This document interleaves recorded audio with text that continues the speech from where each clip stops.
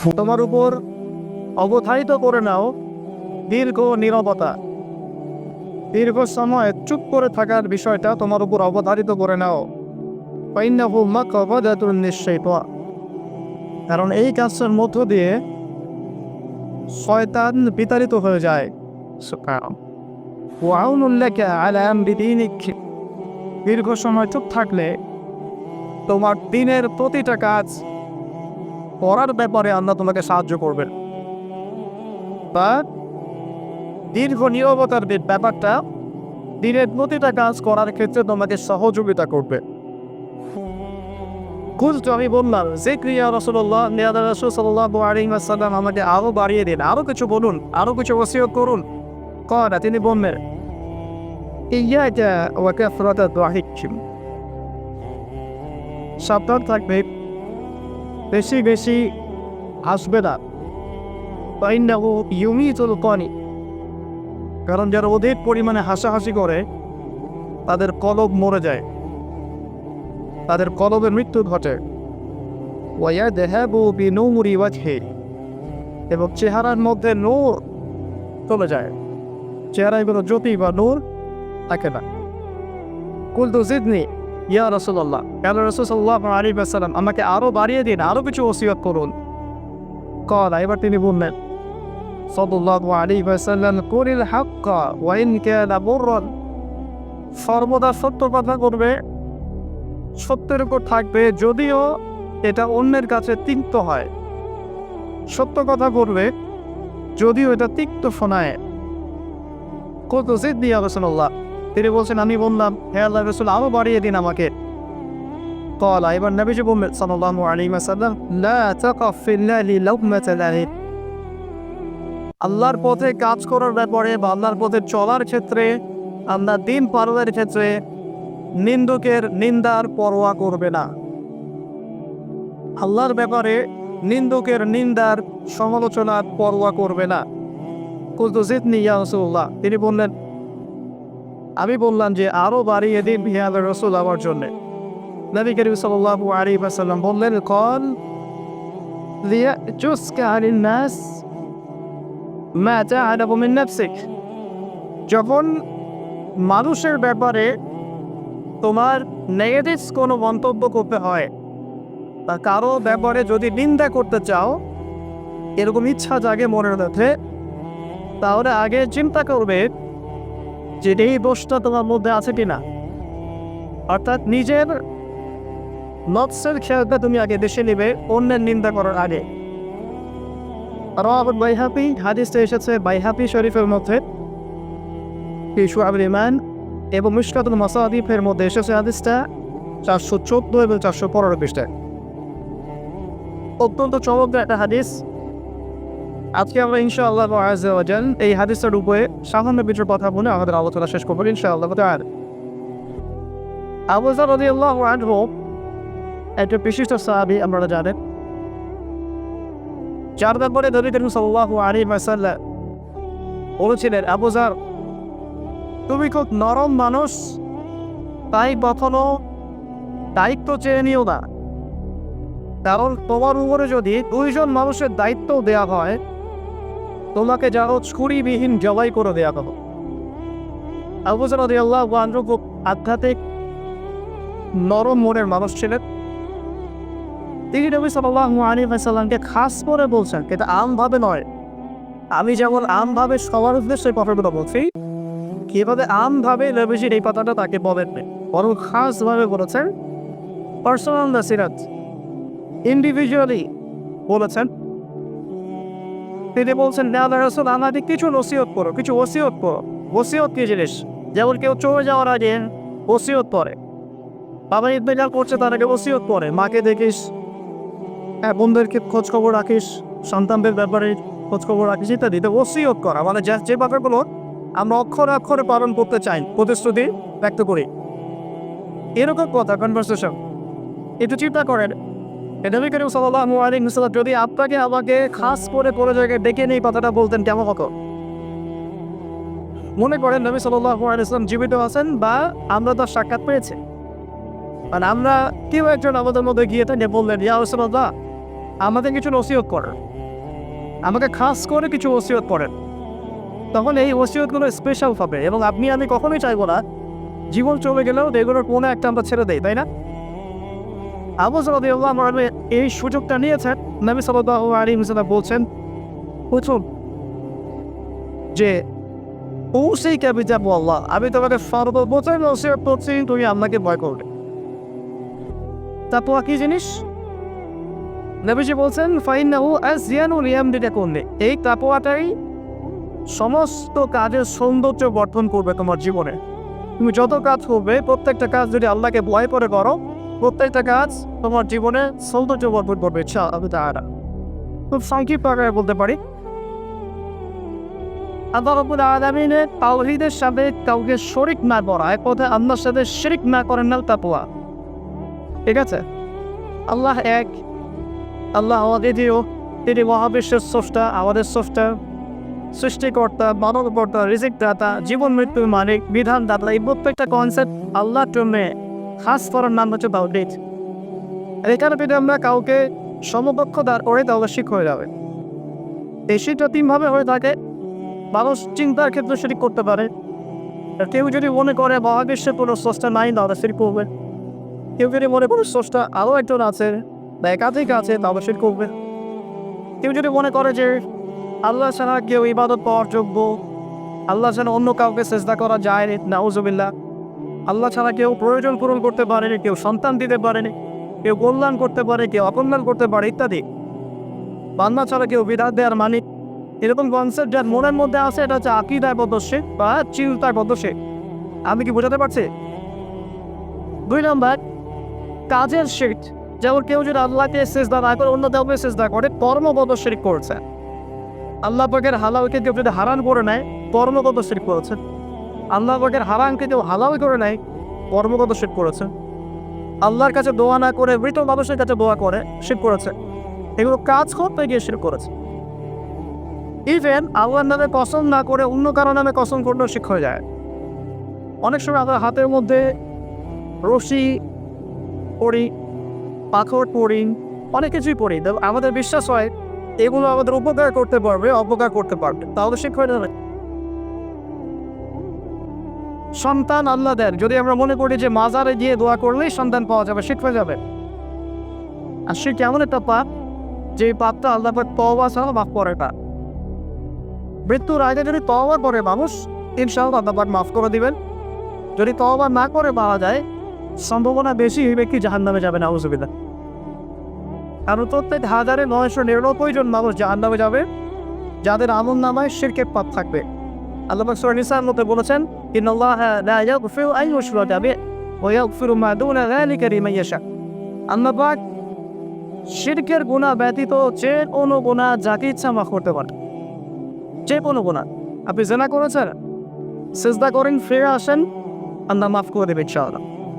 আপনি সুদ চেয়েছেন দীর্ঘদিন, সুদ থেকে ফিরে আসেন, দীর্ঘদিন মায়ের সাথে জিনা করেছেন সুদের মধ্য দিয়ে, তওবা করে ফিরে আসেন, আল্লাহ এখনই মাফ করে দিন ইনশাআল্লাহ। আপনি খুন করেছেন মানুষকে, কিন্তু আপনি চিন্তা করেন যে আমার একটা অপরাধ হয়েছে, আপনি তওবা করে খালেস হয়ে ফিরে আসেন, আল্লাহ মাফ করে দিন ইনশাআল্লাহ। ব্যভিচার করেছেন, বিবাহিত হওয়ার পরেও জিনা করেছেন, এই ব্যক্তির কিন্তু পৃথিবীতে বাঁচার আসলে কোনো অধিকার নাই। তারপরেও যদি সে গোপনে তওবা করে ফিরে আসে রাতের অন্ধকারে, আল্লাহ চাইলে মাফ করে দেবেন ইনশাআল্লাহ। যে কোনো পার আল্লাহ পাক যাকে ইচ্ছা মাফ করতে পারে শিরক ছাড়া। শিরক যদি তওবা না করে মারা যায়, বেশিরভাগ সম্ভাবনা হচ্ছে সে জাহান্নামে যাবে।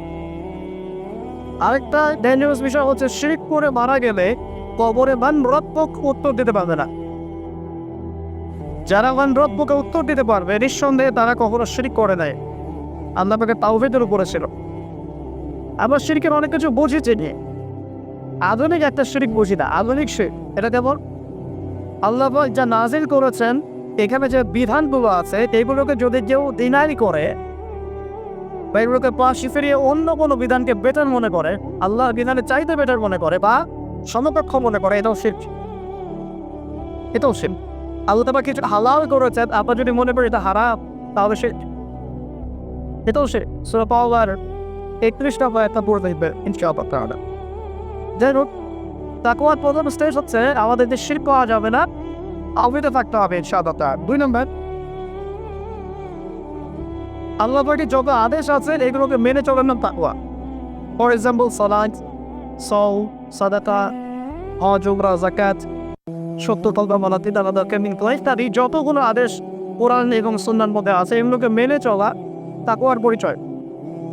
3 নম্বর, আল্লাহ পাকের যত নিষেধ আছে এই সমস্ত নিষেধগুলোকে বর্জন করার নামও তাকওয়া। শুধু আদেশ মানলাম, নিষেধ বর্জন করলাম না, এটা আসলে প্রকৃত তাকওয়ার পরিচয় নয়। আজকে আমরা মাশাআল্লাহ সবাই সালাত পড়েছি, কালকে সকালে যদি আবার শরীরের প্ল্যান করি আমার মধ্যে তাকওয়া আসলে নাই। আমি ধর্মীয় জীবনে পাক্কা মুসল্লি হলেও অর্থনৈতিক জীবনে পাক্কা সুৎখর থেকে গেছি।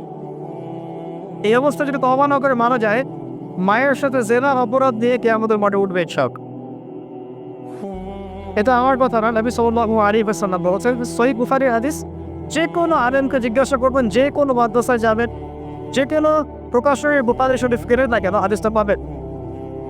যে ব্যক্তি 1 দিরহাম সুদ খেলো সে যেন 36 বার জেনা করলো। আপনি যদি জানেন যে আপনার ক্লোজ কোনো ফ্রেন্ড বা আত্মীয় বা বইয়েবার নিউজে জেনা করে বেড়ায় বা মেয়েদের সাথে একাধিক মেয়ের সাথে তার সম্পর্ক আছে, ইনলিগেল রিলেশনশিপ, আপনি নিশ্চয়ই তার থেকে সম্মানের দেশে লাগাবেন। রাখেন ইসলামের এমন একটা যুগ যেখানে সুদ থেকে বাঁচা সো ভেরি ডিফিকাল্ট। এখানে হাজার এগুলো কম মানুষের সুদ থেকে বাঁচতে পারবে। যারা বেঁচে থাকবে তাদের গায়েও সুদের ছিটা ফোটা এসে লাগবে, কারণ পুরো বিশ্বের ইকোনমিক সিস্টেমটাই সুদ ভিত্তিক। এটা পরিপূর্ণরূপে ইসলামিক ধাঁচে সাজানো এখন সম্ভব বলে মনে হচ্ছে না। আমরা চেষ্টা করতে পারি, সম্ভব কখন হবে? যখন শেকড় উপরে আসবে। আর শেকড় কখন উপরে হবে? যখন মালহাবা হবে। আর মালহাবা কখন হবে? যখন মদিনার গুরুত্ব কমে যাবে এবং জেরুজালেমের গুরুত্ব বেড়ে যাবে। আর যখন বাহরি আসবেন, রিসাদ নেবারিয়াম আসবেন, তখন পৃথিবীতে ইনশাআল্লাহ আযজা ওয়া জাল ইসলাম ব্যতীত কিছুই বাকি থাকবে না। তখন ইনশাআল্লাহ তাআলা উপরের লেভেল থেকে সুদ বলতে কিছু থাকবে না ইনশাআল্লাহ। তবে এখন কি করবেন? ফাত্তাকুল্লাহা মাসতাতা'তুম, এখন এতটুকু করবেন, ফাত্তাকুল্লাহা মাসতাতা'তুম, তোমরা সাধ্যমতো আল্লাহকে ভয় করো। আপনার সাধ্য যতটুকু কুলায় এতটুকু আপনি দূরে থাকবেন। পারতপক্ষে চেষ্টা করবেন সুদ যেন আপনার গায়ে না লাগে। আল্লাহ পাক বোঝার তৌফিক দান করুন, আমিন। বলছিলাম আল্লাহ পাকের নিষেধগুলোকে বর্জন করার নাম তাকওয়া। নামাজ পড়ছি, রোজা রাখছি, যাকাত দিচ্ছি না, এদিকে সুদ খাচ্ছি, হারাম রিলেশনশিপে আছি, বা পরকীয়ায় লিপ্ত আছি, বা মানুষের সম্পদের অধিকার দিচ্ছি না, ব্যবসা করছি। আর ব্যবসা যারা করি আমরা বেশিরভাগই মিথ্যা কথা বলে। আমরা ব্যবসা যারা করি ম্যাক্সিমাম মিথ্যা কথা বলে, মিথ্যা কসম করি। এবং আমাদের এই মিথ্যা কসম আর প্রতারণার কারণে জালেম শাসকের শাসন চাপিয়ে দেওয়া হয় আল্লাহর পক্ষ থেকে। এটা হাদিস এসেছে, যখন ব্যবসায়ীরা প্রতারণা করবে, মিথ্যা কসম করে পণ্য বিক্রি করবে এবং মাপে কম দিবে, সিন্ডিকেট করবে, তখন আল্লাহর পক্ষ থেকে 2টা আযাব আসেন। এক, জালেম পরাশক্তিকে চাপিয়ে দেওয়া হয়, যারা এদের উপর জুলুম করবে। 2, সমাজের মধ্যে দুর্ভিক্ষ নেমে আসে। এগুলো নবী সাল্লাল্লাহু আলাইহি ওয়াসাল্লামের কথা, বদলানোর কোনো সুযোগই নেই। আজও তার কারণ এগুলো ফলে যাবে ইনশাআল্লাহ, তারা যদি না আমরা আমাদের জায়গা থেকে সরে আসি। তো যারা আমরা ব্যবসা করছি অনেকেই মিথ্যা কথা বলেন ম্যাক্সিমাম, এবং মনে করে যে ব্যবসা এগুলো মিথ্যা বলা জায়েজ, এটা ব্যবসার অংশ মনে করি আমরা। সৎ ব্যবসায়ী কিয়ামতের দিন নবীগণের সাথে থাকবেন। যারা সৎ ব্যবসায়ী তারা কিয়ামতের মাঠে নবীগণের সাথে হাজির করবেন। সাথে খুঁজে পাবেন না, এখন খুব কম সৎ ব্যবসায়ী পাবেন। যাই হোক, যেটা বলছিলেন ভাই, প্রিয় ভাইয়েরা, যে শুধু আদেশ পানের নাম তাকওয়া নয়, বিষয়টা বর্জন করতে হবে।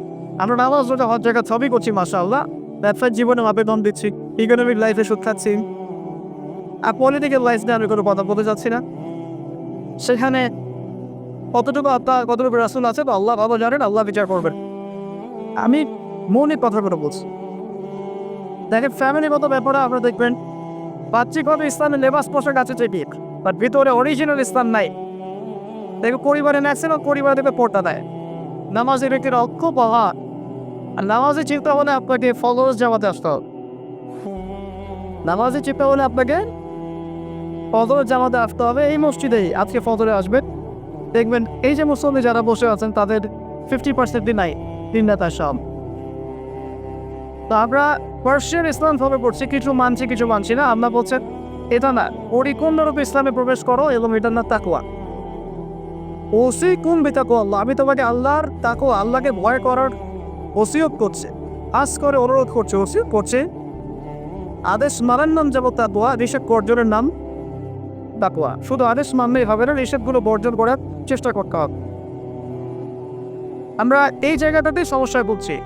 আদেশ আমরা অনেকেই পালন করতে পারি, আলহামদুলিল্লাহ, নামাজ করতে পারি, রোজা রাখতে পারি, অনেকে যাকাত দেই, মাশাআল্লাহ, সাদাকা করি, দাওয়াত সাদাকা করি, ইসলামের প্রতি ভালোবাসা আছে, আল্লাহ এবং রাসূলকে মহব্বত করি, কিন্তু হারাম রিলেশনশিপ ছাড়তে পারছেন তার, দেখবেন অ্যাফেয়ার ছাড়তে পারছেন না, ফ্রি মিক্সিং ছাড়তে পারছেন না, রিবা ছাড়তে পারছেন না, আপনার পরকীয়া ছাড়তে পারছেন না, অহেতুক এই যে নোংরা অপসংস্কৃতি ছাড়তে পারছেন না, তেল করে দেখেন স্মোকিং ছাড়তে পারছেন না, মাদকদ্রব্য সেবন ছাড়তে পারছেন না, বাট আপনি ইসলামকে ভালোবাসেন, আল্লাহকে ভালোবাসেন, রাসূলকেও ভালোবাসেন।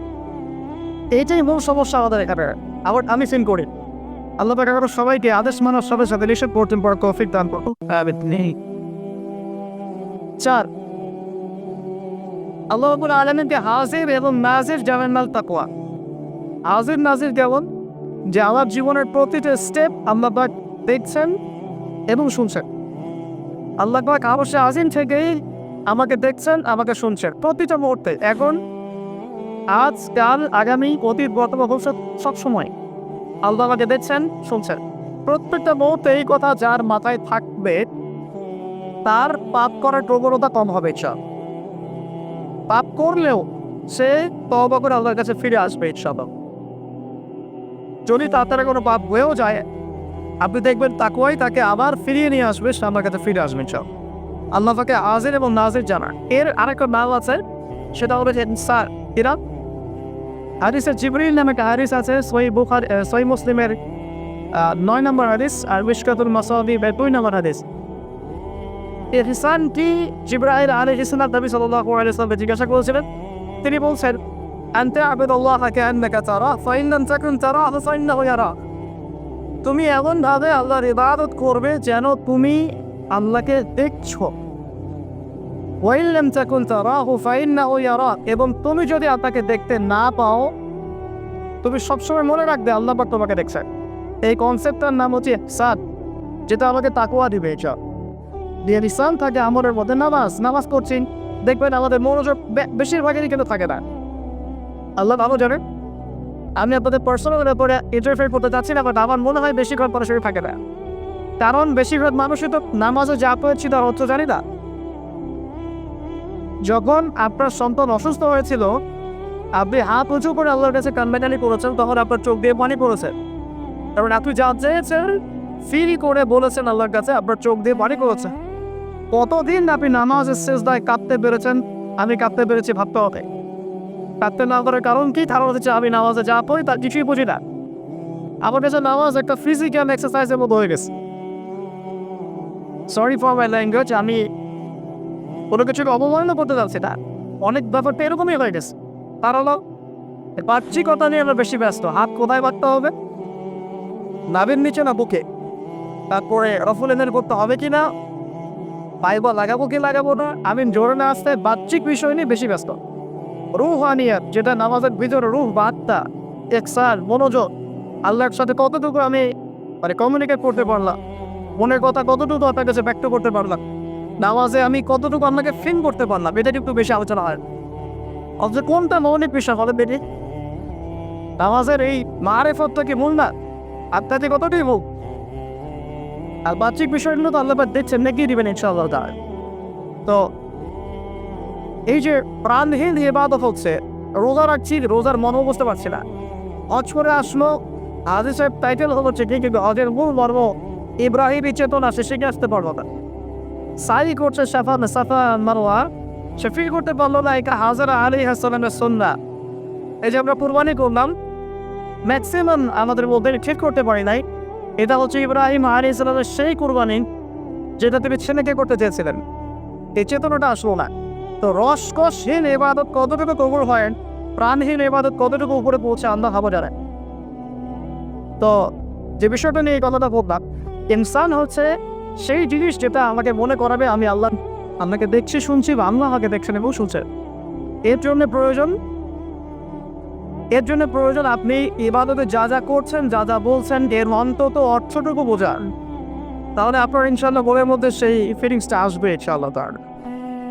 ফর এক্সাম্পল, আপনি নামাজে দাঁড়িয়ে পড়ছেন ওয়ানুনাজ্জিলু মিনাল কুরআন মা হুয়া শিফাউ ওয়া রাহমাতুল লিল মুমিনিন ওয়া লা ইয়াজিদু যালিমিনা ইল্লা ফাসাদ। এই আয়াতের অর্থ কতজন জানেন? একটু হাত উঁচু করে দেন। যারা জানেন তারা যদি আয়াতটা কোরআনে নামাজের মধ্যে পড়েন তারা মনোযোগ বেশি পাবে, স্বাভাবিক। অর্থ হচ্ছে কোরআন আমরা নাজিল করেছি, এই কোরআনের মধ্যেই আছে শিফা বা আরোগ্য এবং মুমিনদের জন্য রহমত। যখন আপনি বুঝতে পারবেন তখন কি নামাজে মনোযোগ পারবে না? সুবহান রাব্বিয়া তাআলা বলছেন, সর্বোচ্চ আমার রব, আমাদের সর্বোচ্চ সুউচ্চ, তখন আপনার মনোযোগ পারবে না? আত্মানিয়ানুতে আপনি কি পড়ছেন, দরুদে কি পড়ছেন, দোয়া মাসুয়ে বলছেন আল্লাহ ওয়াইনি যালামিতু নাফসি যুলমান কাসীরা, তাহলে আমার নফসের উপর প্রচুর জুলুম করেছে। তখন কি ফিলিংস হয় যে জুলুমের এখানে স্বীকারোক্তি দিচ্ছেন? কারণটা একটাই কারণ। কথা বললে অনেক সময় যাবে, আমার আরও কিছু বলার আছে যে অর্থটা বুঝতে পারছি না। অর্থ না বুঝলে আপনি রসকসে প্রাণহীন ইবাদত করবেন। অর্থ বোঝাটা কি অপরাধ? অর্থ বুঝলে কি আপনি আলেমুলামা থেকে সরে যাবেন, দূরে সরে যাবেন? আর সব কিছুর অর্থ তো আপনি ব্যাখ্যাটা বুঝতে পারবেন না। তখন আপনি আলেমুলামার কাছে আসবেন, এসে জিজ্ঞাসা করবেন, ব্যাখ্যা জেনে নেবেন, সিম্পল। তো অর্থ অনুধাবন করলেন ইনশাআল্লাহ তাআলা আপনার ইনসান বাড়বে, যেটা আমাকে তাকওয়ার দিকে নিয়ে আসবেন। ইনসান মানে আপনাকে হাজির নাজির জেবে ইবাদত করা। আরেকটা বিষয়, ইবাদতের মধ্যে স্থিরতা আনতে হবে, তাড়াহুড়া বন্ধ করতে হবে। তাড়াহুড়া বন্ধ করলে পরে দেখবেন ইবাদতের মধ্যে স্বাদ পাচ্ছে ইনশাআল্লাহ। দুনিয়াবি হ্যাসেল, দুনিয়াবি যে ব্যস্ততা, এগুলো কমিয়ে আনতে হবে, তাহলে দেখবেন ইবাদতের স্বাদ পাচ্ছেন ইনশাআল্লাহ। প্রত্যেকটা ইবাদতের পটভূমি জানতে হবে। নামাজ আমি কি জন্য পড়ি, কোথায় গিয়ে ফরজ হয়েছিল, কোরবানি কেন দিব, কোরবানির ইতিহাসটা কি, আজ যে আমি করবো এর ঘটনাগুলোর পিছনের গল্পগুলো কি, এগুলো না জানলে আপনি ইবাদতে স্বাদ পাবেন না। এই জিনিসগুলো একটু আজ দিলাম। আল্লাহ পাক আপনাদের সবাইকে ইনসানের সাথে ইবাদত করার তৌফিক দান করুক। তো প্রথম ওসিয়ত করছেন নবী সাল্লাল্লাহু আলাইহি ওয়াসাল্লাম আবু যর রাদিয়াল্লাহু আনহুকে, তুমি আপনাকে ভয় করবে, এটা তোমাকে সমস্ত আমল সুন্দর করে দেবে ইনশাআল্লাহ, সৌন্দর্যমণ্ডিত করে দিবে। তাকওয়া মানে আমরা জানলাম আল্লাহর সাথে শিরক না করা, তাওহীদের উপর থাকা। 2, আল্লাহ পাকের আদেশগুলোকে মেনে চলার চেষ্টা করা। 3 নাম্বার, একই সাথে অ্যাট দ্য সেম টাইম আল্লাহ পাকের নিষেধগুলোকে বর্জন করা। 4, আল্লাহ পাকে হাজির এবং নাজির জান। আল্লাহ পাক আমার প্রতিটা কাজ দেখছে, শুনছেন এবং এগুলোর জন্য আল্লাহ পাক আমাকে জবাব দিয়েই পড়াবেন, কোনো সন্দেহ নাই, জবাব দিয়েই পড়াবেন। তো বিদায় হজের ভাষায় নবী সাল্লাল্লাহু আলাইহি ওয়াসাল্লাম বলেছিলেন, এই তাকওয়ার কথাই বলেছেন। তিনি বলেছিলেন সাল্লাল্লাহু আলাইহি ওয়াসাল্লাম যে আজকে থেকে আরবের উপর অনারবের কোনো ভেদাভেদ নাই, সাদার উপর কালো, কারোর উপর লালের কোনো ভেদাভেদ নাই। কুল্লুকুম মিন আদম, তোমরা সবাই আদম সন্তান, ওয়া আদামু মিন তুরাব, এবং আদম হচ্ছে মাটির সন্তান। ইল্লা তাকওয়া, শুধু তাকওয়া ব্যতীত, যার মধ্যে আল্লাহ ভীতি যত বেশি, সে আল্লাহর কাছে তত বেশি মর্যাদা সম্পন্ন। সূরা হুজুরাতেও সেম কথা আছে, 13 নম্বর আয়াতে আল্লাহ তাআলা বলেছেন, ইয়া আইয়ুহান নাস, হে মানব জাতি, ইরদাকুরুমাকুম ইনদাল্লাহি আতকাকুম, হে মানব জাতি, তোমাদের মধ্যে আল্লাহর কাছে সবচেয়ে বেশি মর্যাদা সম্পন্ন সেই ব্যক্তি যে অধিক মুত্তাকি বা অধিক তাকওয়াওয়ালা। এবং এই তাকওয়ার পজিশনটা কোথায় সেটা নবী সাল্লাল্লাহু আলাইহি ওয়াসাল্লাম বলেছেন। এটা আমার টুপিতে নাই, আমার দাড়ি, আমার লেবাস, আমার পোশাক, আমার চলাফেরা, এসবের মধ্যে তাকওয়ার প্রকৃত পরিচয় নাই। নবী করিম সাল্লাল্লাহু আলাইহি ওয়াসাল্লাম বলেছেন, তাকওয়া হা হুনা, তাকওয়া হচ্ছে এখানে। এই বলে তিনি কলিজার থেকে 3 বার ইশারা করেছেন। অর্থাৎ তাকওয়ার মূল কেন্দ্র কোথায়? আপনার কলবে। আর কলব সংক্রান্ত একটা কথা কিন্তু হাদিসের মধ্যে আসবে একটু আগে। কিছু একটা কাজ করলে কলবটা মরে যাবে, সে কাজটা কি? আপনার হাদিসে পড়তে পারছেন, সামনে যাচ্ছি চল। তো কলবের ব্যাপার তাকওয়া, তাদের কলবের যত্ন নেওয়া লাগবে। আপনার দেহের যেমন যত্ন নেই, পোশাকের যত্ন নেই, পরিবারে থাকতে পছন্দ করি, বাড়ি ঘর চকচকা রাখতে পছন্দ করি, তাই না? তো তাহলে কলবটাও পরিষ্কার করার চেষ্টা করতে হবে। কি করলে কলবের যত্ন হবে? তার কথা এই হাদিসে আছে, একটু সামনে যাচ্ছি চল। আমি ওই হাদিসের বাইরে কিছু কথা বলছি। কলবের যত্ন, বেশি বেশি মৌতের স্মরণ এবং বড় দামের ফিকির। কলবকে চিন্তা করবে ইনশাআল্লাহ। মনের মধ্যে কোনো প্রকার রিয়া অহংকার যাবে না, কলব জীবিত হবে ইনশাআল্লাহ। কারো প্রতি হিংসা বিদ্বেষ পোষণ করবেন না, কলব চিন্তা থাকবে ইনশাআল্লাহ। মানব সেবামূলক যে কাজগুলো আছে, ফর এক্সাম্পল এতিমের দেখাশোনা করা, বিধবাদের খোঁজখবর নেয়া, মিসকিনের পাশে দাঁড়ানো, এই কাজগুলো করলেও কলব জিন্দা হয়, কলবের মধ্যে নূর আসে, সাকিনা আসে। কলব পরিষ্কার না করে যতই দাড়ি টুপি বাগেরে জুব্বা পরি না কেন, আদতে কোনো লাভ হবে না। আল্লামা তকিস মানে হাফিজাহুল্লাহ তাসাউফ এবং তাসকিয়া বইটা পড়তে পারেন, এখানে ডিটেইলস এই বিষয়ে জানতে পারবেন ইনশাআল্লাহ। সামনে যাই। আবু যর রাদিয়াল্লাহু আনহু বলছেন যে কুলতু, আমি বললাম, জিদনি ইয়া রাসূলুল্লাহ, হে রাসূল আমার জন্য আরো বাড়িয়ে দেন। তাকওয়ার বিষয়টা বুঝতে পেরেছি, আমার জন্য আরো বাড়িয়ে দেন, আরো কিছু নসিহত করুন। নবী সাল্লাল্লাহু আলাইহি ওয়াসাল্লাম বলেন, আলাইকা বিতিলাওয়াতিল কুরআন। দ্বিতীয় ওসিয়ত কি? আলাইকা কথার অর্থ হচ্ছে তোমার উপরে ওয়াজিব করে ফেলো, একেবারে তোমার উপরে শক্ত করে নাও। আলাইকা তোমার উপর শক্ত করে নাও, বিতিলাওয়াতিল কুরআন, কোরআনের তেলাওয়াত। তোমার উপরে কোরআনের তেলাওয়াতটাকে অবধারিত করে নাও, শক্ত করে নাও। ওয়া যিকরিল্লাহি আযজা ওয়া জাল্লা, এবং আল্লাহ পাকের জিকিরটাকে অবধারিত করে নাও। বাইন্নাহু যিকরুন লাকা ফিস সামার, কালকে এই বিষয়টা আসমানে তোমাকে স্মরণের মাধ্যম হবে। ওয়া নূরুন লাকা ফিল আরদি, এবং পৃথিবীতে আল্লাহ পাক তোমাকে নূর দান করবেন। দ্বিতীয় ওসিয়তের মধ্যে দুটো জিনিস, একটা হচ্ছে কোরআন তেলাওয়াত, একটা হচ্ছে আল্লাহ জিকির। কোরআন তেলাওয়াত সম্পর্কে খুব সরল একটা কথা বলছি। কুরআনুল কারীম বিশুদ্ধ করে তেলাওয়াত শিখতে হবে, এক নম্বর বিষয়। যদি বিশুদ্ধ করে ওয়াদ বাকারা তাজবিদের সাথে না শেখেন, তাহলে সারা জীবন ভুল করে যাবেন আর কোরআনের অর্থ বিকৃত হয় না। আবার অজান্তেই যেমন অর্থ চলে আসবে যা আপনি মোটেও কল্পনা করেননি এবং কামনাও করেন নাই। আপনি বলছেন ফর এক্সাম্পল যে আলহামদুলিল্লাহ রাব্বিল আলামিন, অর্থ সুন্দর, সমস্ত প্রশংসা আল্লাহর জন্য যিনি বিশ্বজাহানের প্রতিপালক। একটা মদের কারণে আপনার পার্থক্য হলো। এনবারকে বলে ফেলছি, যেভাবেই হোক, যত সময় লাগুক, যে বয়সেই থাকে, বিশুদ্ধ করে কোরআন তেলাওয়াত না শিখে মৃত্যুবরণ করবেন না, ওয়াদা করেন। যে বয়সে হন, যেখানেই পড়েন, যে প্রফেশনেই থাকেন, যত গরিবই হন, যত বড়লোকই হন, যাই হন, হুএভার ইউ আর, কোরআন তেলাওয়াত বিশুদ্ধ করে না শিখে কবরে যাবেন না, ওয়াদা করেন। আর সারা জীবনে যা করেছেন, যত কিছু শিখেছেন, আপনার সায়েন্স, আপনার আর্টস, আপনার commerce, medical science, engineering, BCS করার যা কিছু করেছেন, সব কিছু বৃথা হয়ে যাবে যদি পরকালে আপনি ফুল সিরাপ পালাতে না পারেন। আর আল কোরআন হুজ্জাতুন লাকা আলাইন, কোরআন হয়তো আর পক্ষে দলিল হবে, না হলে বিপক্ষে। যারা কোরআন বিশুদ্ধ করে তিলাওয়াতও করতে শিখছে না, কোরআন কি তার পক্ষে দলিল হবে বলে মনে হয়? আল্লাহ পাক আমাদের সবাইকে তৌফিক দান করুন, আমিন। তেলাওয়াত তো অ্যাটলিস্ট তেলাওয়াতটা শেখেন, অর্থ বোঝেন আর নাই বোঝেন। আমি আবারও স্পষ্ট করেই বলছি, স্পষ্ট করে বলার পরেও কিছু মানুষের কেন জানি কেউ ইত্যাদি থামে না, আমি জানি না, তবে এটা নিয়ে আমার মাথা ব্যথা নাই। আমি স্পষ্ট করে আবারও বলছি, কোরআন বিশুদ্ধ করে তেলাওয়াত করলে প্রত্যেক হরফে 10 নেকি পাবেন। কোরআন আপনার পক্ষে সুপারিশ করবে ইনশাআল্লাহ, আল্লাহ আপনাকে নূর দিবেন, ঠিক আছে? এবং কোরআনের সুপারিশ কবুল করা হবে, আল্লাহ পাক আপনাকে জান্নাত দিবেন ইনশাআল্লাহ। এবং আলিফ লাম মিম পড়লে 30 নেকি হয়ে যায়, 3 নেকি বা 10 নেকি না। আলিফ লাম মিম পড়লে 3টা হরফে 30 নেকি হয়ে যায়। শুদ্ধ করে কোরআন তেলাওয়াত পড়লে, অর্থ বোঝেন বা না বোঝেন, আপনি প্রত্যেক হরফে 10 নেকি। কিন্তু কোরআনের অর্থ অনুধাবন না করলে, কোরআনের অর্থ বুঝতে না পারলে, আপনি কোরআনকে বাস্তবে প্রয়োগ করতে পারবেন না। আর কোরআনকে বাস্তবে প্রয়োগ করতে না পারলে আপনি কোরআনের মৌলিক হকটা আদায় করতে পারবেন না।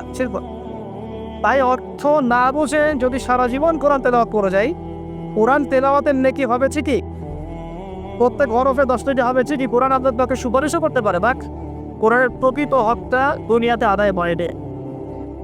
কোরআন নাজিল করা হয়েছে যাতে মানুষ উপদেশ গ্রহণ করে, তাদাব্বুর করে, ফিকির করে, নিয়ে এটা নিয়ে গবেষণা করে, রোগের মধ্য দিয়ে আমাদের জন্য পথ খুঁজে পাই। এই কারণে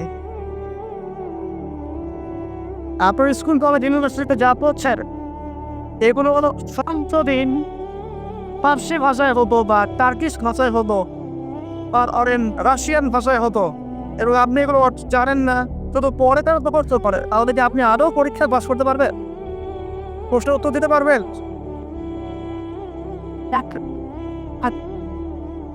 অঙ্ক জানার জন্য কি করতে হবে? অঙ্ক জানার জন্য আরবি ব্যাকরণের মৌলিক বইগুলো শিখতে হবে। আরবি ব্যাকরণের মৌলিক বইগুলো আপনাকে পড়তে হবে। মাদ্রাসার যে আগে মোলামারা আছেন তাদের কাছে পড়ে থাকতে হবে। আরবি ভাষা শিখতে হবে। এগুলো যদি খুব ডিফিকাল্ট মনে হয় সেক্ষেত্রে আপনি কমপক্ষে একটা বিশুদ্ধ তাফসীর কিনবেন, কিনে আপনি কোরআন নিয়মিত অর্থসহ পড়বেন। তবে এতটুকু পড়াশোনা করে কখনো নিজেকে মুফতি বানবেন না, ফতোয়াবাজি শুরু করবেন। এটা গুরুত্বপূর্ণ সিয়র। তার অনেকে আবার অর্থ পড়ে ফতোয়া দেওয়া শুরু করে। একজন কোরআন করে আমাকে বলেছিল যে কোরআনে তো 5 ওয়াক্ত নামাজই বেদাত না, 2 ওয়াক্ত নামাজ পাচ্ছি। এই যে ফজর, যোহর, আসর, মাগরিব, ইশা সিরিয়ালে তো কোথাও দেওয়াই নাই, কেন নামাজ পড়ে?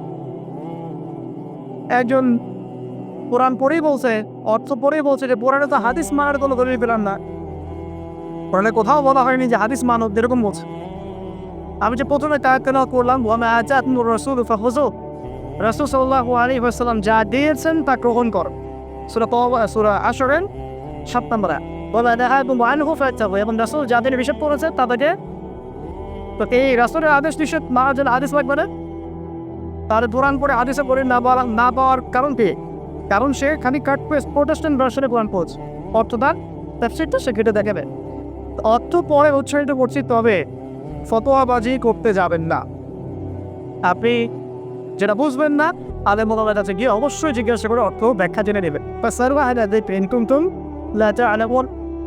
তোমরা জ্ঞানী থেকে জিজ্ঞাসা করবে যদি সে বিষয়ে তোমাদের জ্ঞান না থাকে। তো আবু যর রাদিয়াল্লাহু আনহু নবী সাল্লাল্লাহু আলাইহি ওয়াসাল্লাম বলেছেন, তিলাওয়াত কোরআন তেলাওয়াতকে ওয়াজিব পড়ে নাও নিজের উপরে।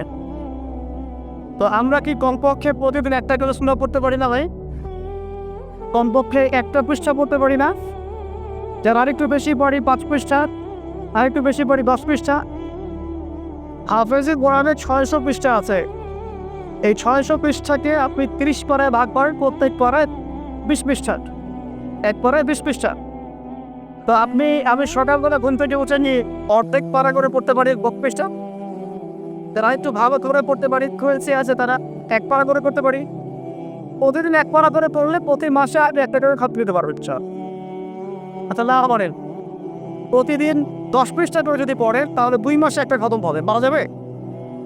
তাও না পারেন, প্রতিদিন 5 পৃষ্ঠা করে পড়েন, 4 মাসে একটা খতম হবে, বছরে 3টা খতম। কম না 3? অনেক। এতটুকু যদি করেন আলহামদুলিল্লাহ। কোরআন গবেষণা আসার আগে আপনাকে আগে তিলাওয়াত বিশুদ্ধ করে পড়া শিখতে হবে এবং নিয়মিত তিলাওয়াত করতে হবে। তারপরে গবেষণা বুঝ আল্লাহ আপনাকে পক্ষ থেকে আসবে ইনশাআল্লাহ। এত সহজে আসবে না। আল্লাহ আমাদেরকে নিয়মিত কোরআন তিলাওয়াত করার তৌফিক দান করুন, আমিন। অনেক কোর্সও এখন বের হয়েছে যেগুলোর মধ্য দিয়ে খুব সহজেই কোরআনের অর্থ আপনি শিখতে পারেন। আপনি আরবি ব্যাকরণ শিখতে পারেন, আরবি ভাষা শিখতে পারেন, কোরআনিক গ্রামার শিখতে পারেন, বা বিশুদ্ধ করে মদ মাখরাজের সাথে কোরআন শিখতে পারেন। অনলাইনেও আছে, অফলাইনেও আছে। কীভাবে শিখবেন আমি জানি না, তার কাছে যাবেন আমি জানি না। এতটুকু জানি, আমি আপনাকে ওসিয়ত করতে চাই যে মৃত্যুর আগে কমপক্ষে একটা বার কোরআনটা অর্থসহ পড়েন, আর অবশ্যই বিশুদ্ধ করে কোরআন তেলাওয়াত করতে শেখান।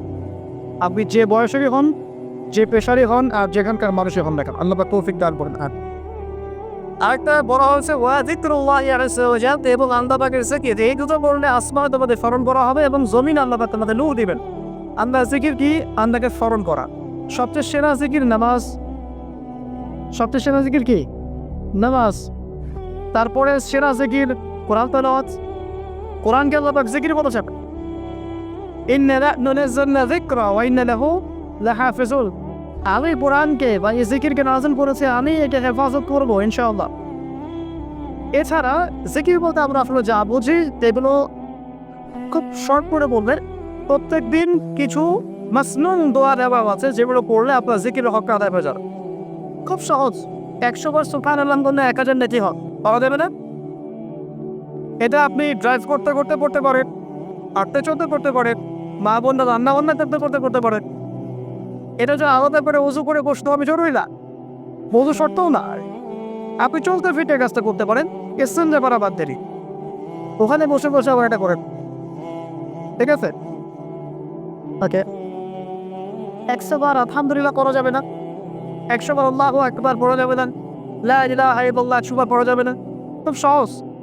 বা সকালবেলা অ্যাটলিস্ট আপনি একটা বার পড়লেন আয়াতুল কুরসি, একবার পড়লেন সাইয়্যিদুল ইস্তিগফার, সাইয়্যিদুল ইস্তিগফার একবার পড়লে ওই দিন যদি সে ব্যক্তি মারা যায় তাহলে জান্নাত, মাগরিবের ওয়াক্তে করে ফজর হওয়ার আগে যদি মারা যায় জান্নাত ইনশাআল্লাহ।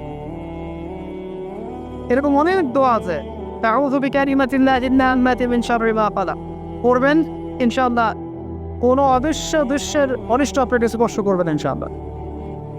জিন ধোতে, জিন শয়তান, জাদু টোনা, চোখ লাগা, বদনজর কোনো কিছুই কাজ করবে না ইনশাআল্লাহ। এগুলো নিয়ে এত অনেক রোগী দেখেন না, জিন্নস্ত রোগী, সেয়ার রোগী, মাজনুন হয়ে যাচ্ছে, পাগল, মেন্টালি ডিপ্রেস, মানসিকভাবে। এখন তো বেশিরভাগ মানুষ মানসিক রোগী, ফিজিক্যাল রোগী কম, মানসিক রোগী বেশি। আর এখন এমন এমন জেনারেশন তৈরি হচ্ছে, এরা ক্রেজিং, এরা হচ্ছে মানসিকভাবে বিপদান্ন। পরীক্ষা করতে চায়, সবার হাত থেকে স্মার্টফোন কেড়ে দেয়, ইন্টারনেট কানেকশন বন্ধ করে গ্রামে পাঠিয়ে দেয়, 1 মাসের মতো সব বায়ু ধরে দেশে ফিরে আসে। ইন্টারনেট কানেকশন নাই, স্মার্টফোন নাই, দেখবেন পাগল, ক্রেজি হয়ে যাবে। তেলামার জামাতা কি ফজর পড়ো, জিকির বাড়িয়ে দেয়। একটা জিকির আছে, সুবহানাল্লাহি ওয়া বিহামদিহি আদাদা খালকিহি ওয়া রিদা নাফসিহি ওয়া জিনাতা আরশিহি ওয়া মিদাদা কালিমাতিহি। যে ব্যক্তি এটা 3 বার পড়বে, ফজরের পর থেকে নিয়ে সূর্য ওঠা পর্যন্ত বসে বসে যদি আপনার জিকির করতেন, যেটা কি হতো এতটুকু পড়লে সে নেকি হয়ে যাচ্ছে। আপনি যদি প্রতিদিন হজ করতে যান, উমরা করতে যান, ইশরাকের নামাজ পড়বেন জামাতে ফজর বরাবর, একটা হজ একটা উমরা নেকি পাবেন। অনেক জিকির আছে, আমি শর্ট করে বলে দিই। ইসনুল মুসলিম একটা বই আছে, কিনা ইসনুল মুসলিম, এই বইয়ের মধ্যে সব জিকির দেয়া আছে, বিশুদ্ধ সনদে আছে, কোনো সমস্যা নেই। এই জিকির আছে এগুলো বাইরে আল্লাহ পাক বলছেন আসমানে তোমাকে স্মরণ করা হবে এবং পৃথিবীতে আল্লাহ পাক তোমাকে নূর দান করবে। আসমানেও যে স্মরণ করা যায় এটা তো এখন আপনারা বোঝার কথা। এখন তো এই পিকচারগুলো বের হয়ে আসছে, আপনাকে কত হাজার কত বছর আগের পিকচার দেখানো হচ্ছে না? আচ্ছা, ওখান থেকে পৃথিবীকে দেখতে এরকমই লাগবে। ওখানে গিয়ে যেটা দেখা যায়, ওখানে উপরে রশ্মি ধরা পড়েছে, ওরাও পৃথিবীর এত হাজার বছর আগের অতীত দেখবে। যে সূর্যকে আপনি দেখেন, এটা এখনকার সূর্য নয়, এ সূর্য ডুবছে, এটা আপনি দেখছেন, এটা ওই সময়ের সূর্য নয়, এটা 8 মিনিট 20 সেকেন্ড আগের সূর্য। আমরা আসলে বর্তমান দেখি না, আমরা অতীত দেখি। আমরা মহাকাশে আসলে বর্তমান দেখি না, অতীত দেখি। এই পুরো জিনিসটা, এই যে বিজ্ঞানের জয়টা বলা হচ্ছে না, এটা নিয়ে ইনশাল্লাহ আমি একটা লেকচার দিব ইনশাল্লাহ, ভেরি রিসেন্টলি ইনশাল্লাহ। এখানে অন্য একটা মেসেজ আছে, এই পুরো বিষয়টা আপনাকে আরো কিছু বিষয় বোঝাচ্ছে। তার মধ্যে প্রথমটা কি জানেন? পরকালের অস্তিত্ব। পরকালের অস্তিত্ব এখন বললে জটিল হয়ে যাবে, মেডিকে যাচ্ছে। এই পুরো আবিষ্কারটাই পরকালের অস্তিত্ব আপনাকে বোঝাচ্ছে এবং আল্লাহ পাক যে টাইম ফ্রেমের ঊর্ধ্বে অবস্থান করছেন এটা আমাদেরকে বোঝাচ্ছে। এটা হাদিসেও আছে। যা আবিষ্কার করা হয়েছে এগুলো প্রথম আসমানের বিষয়, এরকম আরো 2, 3, 4, 5, 7টা আসমান আছে এবং 7ম আসমানের উপরে আছে মহাসাগর, তার উপর আছে কুরসি, তার উপর আরশে আজিম, তার উপরে আল্লাহ রাব্বুল আলামিন। আল্লাহ পাক এই টাইম ফ্রেমের ঊর্ধ্বে, আল্লাহ পাক সবই অতীত, সবই বর্তমান, সবই ভবিষ্যৎ, এই মুহূর্তে আল্লাহ পাক অতীত বর্তমান ভবিষ্যৎ আল্লাহ পাককে গ্রাস করতে পারে না। আল্লাহ পাক ঊর্ধ্বে আছে, অনেক ব্যাপার আছে ইনশাআল্লাহ, এটা নিয়ে আমি পরে কথা বলব, আজকে ভাই। তো যাই হোক, আসমানে আপনাকে স্মরণ করা হবে, তার মানে আসমানেও আল্লাহ পাকের সৃষ্টি আছে যারা আপনাকে স্মরণ করবে। আল্লাহ পাক আপনাকে স্মরণ করবেন ইনশাআল্লাহ। এবং পৃথিবীতে আপনাকে নূর দেওয়া হবে। নূর মানে কি? আলো। আলো কখন লাগে? যখন অন্ধকার দূর করতে হয়। এই তো অন্ধকার দূর করতে আলো লাগে। পৃথিবীতে অন্ধকার আছে? এখানে অন্ধকার বলতে কি বোঝানো হয়েছে? রাতের অন্ধকার? জাহেলিয়াতের অন্ধকার। কিসের অন্ধকার? চারিদিকে জাহিলিয়াত নাই, ঘুষ দেনা ব্যভিচার জাহিলিয়াত দিয়ে ভর্তি না। এই জাহিলিয়াত দূর করতে হলে আপনার টর্চ লাইট লাগবে, নূর লাগবে। সেই নূর আল্লাহ আপনাকে দিবেন যদি আপনি আমি কোরআন তেলাওয়াত করি এবং আপনার জিকির বাড়িয়ে দিই। আল্লাহ পাক আমাদেরকে সবাইকে নূর দান করুক, আমি। এরপরের ওয়াসিয়ত ছিল, শর্ট করে নিচ্ছি। তিনি বলেন ফুনতু ইয়া রাসূলুল্লাহ জিদনি, আমাকে আরো বাড়িয়ে দিন আল্লাহর নবী। তিনি বলছেন খুব ইম্পর্টেন্ট কথা, আলাইকা বিতুরি সামতি, দীর্ঘ সময় নীরবতা অবলম্বন করার ব্যাপারে আমি তোমাকে ওসিয়ত করছি, এটা তোমার উপরে ওয়াজিব করে না। দীর্ঘ সময় চুপ করে থাকাটা মারিফতের পরিচয়। যখন আপনি চুপচাপ থাকবেন, খুব বেশি কথা বলবেন না, বেশি অপ্রয়োজনীয় কথা বলবেন না, প্রয়োজনীয় কথা বলবেন, আল্লাহর পক্ষ থেকে আপনার কলবের উপরে ইলম আসবে, ইলমে লাদুন্নি আল্লাহর পক্ষ থেকে আসবে সব। দেখবেন ঠান্ডা মাথা চিন্তা করবে, সুন্দর গোছানো চিন্তা করা যায় না, এলোমেলো হবে না চিন্তা এমন তত। এবং যদি আমরা বেশি ব্যস্ত থাকি, বেশি কথা বলি, তখন কিন্তু চিন্তাগুলো এলোমেলো হয়ে যায়। এটা বলা হচ্ছে প্রয়োজনীয় বিষয়গুলোর ক্ষেত্রেও কথার ক্ষেত্রে সতর্কতা অবলম্বন করে। তাহলে অপ্রয়োজনীয় যে কথাগুলো আছে, যে গীবত, পরনিন্দা, পরচর্চা, হয়তো মিউজিক শোনা, বা হয়তো কাব্য চর্চা, হয়তো উপন্যাস, এগুলোর কি মূল্য আছে? তাহলে যখন প্রয়োজনীয় ক্ষেত্রে আল্লাহ পাক বলছেন আদেরকে বিতুনি শান্তি, তোমার উপরে দীর্ঘ নিরাপত্তাকে ওয়াজিব করে নাও, তাহলে অপ্রয়োজনীয় গাল গল্প, আড্ডাবাজি, এই যে আমরা চায়ের দোকানে করছি, ক্যারাম খেতে খেতে করছি, লুডু খেতে খেতে নিচ্ছি, হয়তো আড্ডাবাজি করছি, ফ্রেন্ড সার্কেল একত্রিত হলে অনেক হয়তো গল্প হয়ে যায়। এবং বেশিরভাগ গল্পের ক্ষেত্রে হয় গীবত বা রিয়া বা আত্মপ্রদর্শন, তাই না, বা সমালোচনা। আর বাই দ্য ওয়ে, জাতি হিসেবে আমরা খুব বাচাল জাতি। আর আমরা কাদের চেয়ে কথা বলতে বেশি পছন্দ করি, আমরা কাদের চাইতে কথা বলতে বেশি পছন্দ করি, কিন্তু যার উন্নত সভ্যতা তারা কথা কম বলে, কাজ বেশি করে। আমরা কাদের চেয়ে কথা বেশি বলতে পছন্দ করি, এবং কাজ যদি কোনো একটা করে ফেলি, যদি কাজ হয় 5 ডিগ্রি, আমরা কথা বলতে শুরু করি 100 ডিগ্রি। আপনারা আমাদের এরকম, তো আমাদের এই জাতিগত পরিবর্তন আনতে হবে। কথা কম বলি আমরা, অন্তত কাজ বেশি করা তৌফিক দান করুক। কথা যখন বলবো সেটা যেন প্রয়োজনীয় কথা হয়। আর যদি কোনো অপ্রয়োজনীয় কথা হয়েও যায় কোনো জায়গায়, একটা দোয়া পরে উঠবেন, ইনশাআল্লাহ কাফারা হয়ে যাবে। এটা বেশি জরুরি না? এটা বেশি জরুরি। তো যখন কোনো জায়গায় বসলেন, অপ্রয়োজনীয় অনেক কথা হয়ে গেছে, ওঠার আগে বলবেন সুবহানাকা আল্লাহুম্মা ওয়া বিহামদিক, আশহাদু আল্লা ইলাহা ইল্লা আনতা, আস্তাগফিরুকা ওয়া আতুবু ইলাইক। বাস, আপনার এই বৈঠকে যদি কোনো অপ্রয়োজনীয় কথা হয়ে যায়, আল্লাহ সেটা মাফ করে দেবেন ইনশাআল্লাহ। এটা মা বোনদেরকে শেখাবেন, আর তাদের এটা বেশি প্রয়োজন। যাই হোক, এরপরে আসেন, তারপরে তিনি বলছেন সিদ্দি ইয়া রাসূলুল্লাহ, আমাকে আরও কিছু ওসিয়ত করুন। তিনি বলছেন ওয়া ইয়াকা কাথরাতিদ দাহিক, খুব ইম্পর্টেন্ট, তোমার উপরে এটা অবধারিত করো যে তুমি বেশি হাসবে না, বেশি বেশি হাসবে না। সূরা তাওবার মধ্যে একটা আয়াত আছে যে তারা বেশি বেশি হেসে নিক, অচিরে তারা এমন অনেক বেশি কান্নাকাটি শুরু করবে। তারা হেসে নিক, অচিরে তারা অনেক বেশি কান্নাকাটি শুরু করবে। নবী সাল্লাল্লাহু আলাইহি ওয়াসাল্লাম হাদিসে বলেছিলেন, তোমরা যদি জানতে আমি যা জানি, আল্লাহর পক্ষ থেকে আমি যা জানি, তোমরা যদি তা জানতে, তাহলে তোমরা একটা মাঠে একত্রিত হয়ে যেতে, স্ত্রী সহবাসও ছেড়ে দিতে, স্ত্রীকে ছেড়ে দিয়ে একটা মাঠে একত্রিত হয়ে যেতে এবং সিজদায় মরে কান্নাকাটি শুরু করতে। তোমরা যদি জানতে আমি যা যাই, তোমরা সেটা জানো না। তো বেশি হাসাটার কুফল কি? নবী সাল্লাল্লাহু আলাইহি ওয়াসাল্লাম বলছেন ফাইন্নাহু ইউমিতুল কলবা। ওই যে কলবের কথা বললাম, কলবের যত্ন নিতে হবে, কলবকে মেরে ফেলবে। বেশি বেশি হাসলে কলবকে মেরে ফেলবে। আবার এখন দেখি কিছু ব্যায়ামের অ্যাসোসিয়েশন বের হয়েছে, এরা সবাইকে হাসায় হো হো করে, এবার সবাইকে হো করে হাসায়, বলে জোরে জোরে হাসলে হার্টের অসুখ নাকি কম হয়।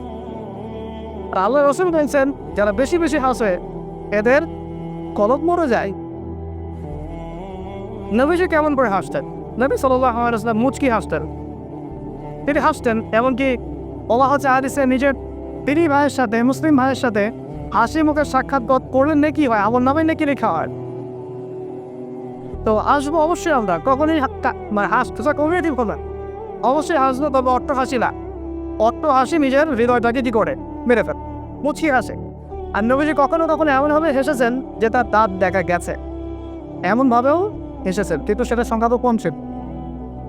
তো আসুন, এর একটা কুফল আছে, এবং এই অট্ট হাসি বেশি বেশি দেওয়ার ফলে চেহারার যে নূর, মুত্তাকি মানুষ যারা, নামাজি মানুষ যারা, কোরআনের সাথে সম্পর্ক রাখে, দেখবেন চেহারা একটা নূর থাকেন, একটা আলো থাকেন, আল্লাহর পক্ষ থেকে একটা নূর থাকে, একটা রোগ থাকে, একটা প্রভাব থাকে। রোগ মানে প্রভাব। তো বেশি বেশি জোরে হাসলে চেহারার নূর কমে যায়। একটু খেয়াল করে দেখবেন, আপনি 5 ওয়াক্ত সালাত জামাতের সাথে পড়ার চেষ্টা করেন, নিয়মিত তাহাজ্জুদে উঠতে অভ্যাস করেন, দেখবেন ফজর ওয়াক্তের দিকে আপনার চেহারা দিয়ে কিছু একটা নূর বের হচ্ছে। এটা হবে, দেখবেন চেহারাটা নূরানি লাগবে। দেখবেন অনেক ভাই যারা মারা গেছেন, যারা পড়াতে গিয়ে দেখবেন চেহারা নূরানি, চেহারাতে আলো বের হচ্ছে। আর মানুষ যত বেশি পাপ করতে থাকে চেহারার নূর তত কমতে থাকে, চেহারার নূর তত কমতে থাকে। যত বেশি প্রকাশ্যর গোবর পাপ পানিশ করতে থাকে, চেহারার নূর কমতে থাকে। তবে অনেক নূরানি চেহারার পিছনেও কিন্তু শয়তান থাকে, এটাও মাথায় রাখতে হবে। তো আল্লাহ পাকে প্রকৃত মুত্তাকি বা তৌফিক দান করুন, আমিন। আর কত ওসিয়ত তিনি করেছেন, সেটা হলো যে কুলতু জিদনি ইয়া রাসূলুল্লাহ, আমি বললাম ইয়া রাসূল আমাকে আরো বাড়িয়ে দিন, আরো ওসিয়ত করুন। তিনি বলছেন কুলিল আতিরি কানা মুরওয়ান, সবসময় সত্য কথা বলবে যদিও এটা তিতা শোনায়, মানুষের কাছে তিক্ত মনে হয়। তুমি সত্য কথা বলবে, আর সত্যের সংজ্ঞাটা আমাদের জানতে হবে। সত্যের সংজ্ঞাটা আমরা যা শিখেছি এটাই চূড়ান্ত সংজ্ঞা নয়। সত্যের ডেফিনেশন হচ্ছে সূরা কাহফের 29 নম্বর আয়াত আছে। কোন সূরায়? সূরা কাহফ 29 নম্বর আয়াত আছে। আল্লাহ পাক বলেছেন ওয়া কুলিল হাক্কু মির রাব্বিকুম ফামান শাআ ফালইউমিন ওয়া মান শাআ ফালইয়াকফুর। সত্য সেটাই, আরো করে শোনেন, সত্য সেটাই যা তোমার রবের পক্ষ থেকে নাযিল হয়। যার ইচ্ছা হয় সে মেনে নিক, ঈমান আনুক, যার ইচ্ছা হয় অস্বীকার। ইন্না আতাদনা লিযালিমিনা নারা, আমি জালেমদের জন্য আগুন প্রস্তুত করেছি। ইলা আতিন লায়া। তো এখানে আল্লাহ সত্যের ডেফিনেশন দিয়েছে, দ্য ডেফিনেশন অফ ট্রুথ। সত্যের ডেফিনেশন কি? আল্লাহর পক্ষ থেকে যা নাজিল হবে সেটাই সত্য। আল্লাহর পক্ষ থেকে তাওরাত নাজিল হয়েছে, ঠিক আছে, জাবুর নাজিল হয়েছে, ইনজিল নাজিল হয়েছে, সুহফ ইব্রাহিম মুসা নাজিল হয়েছে, কোরআন নাজিল হয়েছে। যখন তাওরাত নাজিল হয়েছিল, তাওরাত ওই যুগের জন্য সত্য মিথ্যার চূড়ান্ত মানদণ্ড ছিল। এখন না, কারণ সেটা রহিত হয়ে গেছে। জাবুর ওই যুগের জন্য সত্য মিথ্যার চূড়ান্ত মানদণ্ড ছিল, ইনজিল ওই যুগের জন্য ছিল। যখন থেকে কোরআন নাজিল হয়েছে এবং সুন্নাহ এসেছে, কিয়ামত পর্যন্ত সত্য মিথ্যার এর বাইরে কোনো মানদণ্ড আছে? তবে যে কোনো বুদ্ধি, যে কোনো দর্শন বা ফিলোসফি, যে কোনো স্কুল অফ থট, যে কোনো মতবাদ, যে কোনো বৈজ্ঞানিক আবিষ্কার, যেটাই হোক না কেন, যদি কোরআন এবং সুন্নাহর সাথে মিলে যায়, সাংঘর্ষিক না হয়, সেটাকে মেনে নিতে আমাদের কোনো আপত্তি নেই, ঠিক আছে। কিন্তু যে কোনো বিজ্ঞান বা দর্শন বা যুক্তি বা মানব রচিত কোনো মতবাদ, যেটাই হোক, যে কোনো স্কুল অফ থট বা ফিলোসফিক্যাল থট, এগুলো কোরআন এবং সুন্নাহর সাথে যদি না মিলে সাংঘর্ষিক হয়, সেক্ষেত্রে এটা না বানাই আপনার আমার উপর ওয়াজিব। এটা সত্য মিথ্যার মানদণ্ড থাকবে না। এখন আমাদের কাছে জাস্ট এগুলোকে মিলিয়ে দেখা কোরআন সুন্নাহর সাথে, এগুলো মিলছে কিনা, ব্যাস। ওয়াইল জ্ঞান অনুদান, যদি সত্য পিতাও হয় তবুও বলতে হবে। যদি চাকরি চলেও যায়, ইমাম সাহেবকে সুদের এগেনস্টে বলতে হবে, বলা শিখতে হবে। ঘুষের এগেনস্টে বলা শিখতে হবে, দুর্নীতির এগেনস্টে বলা শিখতে হবে। ওয়েল ক্যান আমার রন্ধনী দিতেও লাগে, তবে বলার ভাষাটা এগ্রেসিভ হবে না। মানুষকে আঘাত করে বলার ব্যাপারটা ইসলাম সমর্থন করছে না। কিভাবে? ফেরাউনের কাছে নবী মূসা আলাইহিস সালামকে দাওয়াত দিতে পাঠানো হচ্ছে। ফেরাউন যে হামান, কারু, নামরা আছে তো, তাদের কাছে পাঠানো হচ্ছে নবী মূসা এবং তার ভাই হারুন আলাইহিস সালামকে। আল্লাহ পাক এখন তাদেরকে বলছে কি, যাহাবা ইলা ফিরাউন, তোমরা দুজনে ফেরাউনের কাছে যাও, তাকুনা লাহু কওলান লাইয়িনা, ফেরাউনের কাছে গিয়ে নরম ভাষায় কথা বলো। লাআল্লাহু ইয়াতাযাক্কারু আও ইয়াখশা, হতে পারে সে উপদেশ গ্রহণ করবে এবং আমাকে ভয় করবে। তো প্রেজেন্টেশনের একটা ব্যাপার আছে। আল্লাহ নবী মুহাম্মদ সাল্লাল্লাহু আলাইহি ওয়াসাল্লামকে বলছেন যে উদউ ইলা সাবিলি রাব্বিকা বিল হিকমা, তুমি তোমার রবের দিকে মানুষকে ডাকো প্রজ্ঞার সাথে, ওয়া মাউইযাতিল হাসানা, এবং উত্তম উপদেশের সাথে। রিড ভাবে না, এগ্রেসিভলি না, আর চরমপন্থা প্রয়োগ করে নয়, এমনভাবে যাতে করে সত্যটা উপস্থাপিত হয় এবং আপনার ভাষা উপস্থাপনা, এক্সপ্রেশন এবং অ্যাটিটিউডটা এগ্রেসিভ মনে না হয়, ঠিক আছে। এই বিষয়টা খেয়াল রাখা উচিত আমাদের। আমরা যারা ওয়াইজ বা বক্তা বা খতিব বা দায়ী আছি, মানুষকে আঘাত করে কথা বলে আসলে ফায়দা করতে হয়, বরং তাকে যদি বুঝিয়ে দেওয়া যায়, সত্যটা উপস্থাপন করা যায়, আর আল্লাহ যদি তার তাকদীরে হেদায়েত লিখে রাখেন, ইনশাআল্লাহ সে হেদায়েত পাবে। আর যদি নাও পায়, আপনার দায়িত্ব শেষ। আপনি উপদেশ দিন, আপনি শুধু উপদেশ দাতা, আপনি কারো প্রতি দারোগা না।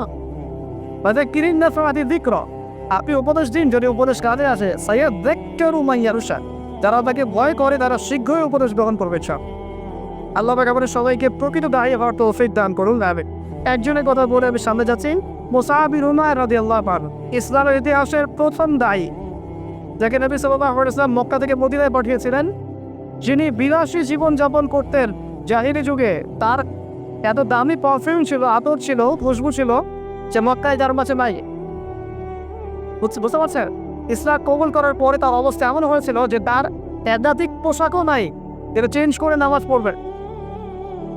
উহুদের যুদ্ধে তিনি শহীদ হয়েছেন এবং তাকে দাফন করার জন্য কাফনের কাপড় পাওয়া যায়নি। তাকে সিন নামক ঘাস দিয়ে দাফন করা হয়েছে। এই হলো আপনার দুনিয়ার শেষ পর্যন্ত, কিন্তু পরকালে তিনি এখন জান্নাতুল ফিরদাউসে আছেন। এখানে আপনি সাফল্যও বুঝতে পারছেন। তো মুসআব বিন উমাইর রাদিয়াল্লাহু আনহু যখন মদিনায় গিয়ে দাওয়াত দিচ্ছে, তখন সাদ বিন মুআজ নামে একজন সাহাবী ছিলেন, যিনি আওস গোত্রের নেতা। তিনি দাওয়াতের কাজ করছেন, কিন্তু সাদ বিন মুআজ তার কাছে এটা পছন্দ হচ্ছে না। তিনি এসে খুব কড়া ভাষায় বললেন যে মদিনা থেকে এই দাওয়াতি কাজ যদি বের না করো, তাহলে তোমার আমার মাঝখানে যে আত্মীয়তার সম্পর্ক আছে এটাও থাকবে না, মানে তোমাকে আমি হত্যা করা। মানে তিনি ইসলামটা পছন্দ করছেন না। তিনি বলছেন এখান থেকে বেরো, এই দাওয়াতি কাজ এখান থেকে বন্ধ করো, নদীন থেকে বের হও। তখন মুসআব বিন উমাইর কি করছেন শোনেন। তিনি বলছেন তিনি কোনো ধরনের এগ্রেসিভ কথা বলবেন না। আমরা হয়তো কি করতাম, আমরা হয়তো কিন্তু এগ্রেসিভ কথা বলতাম।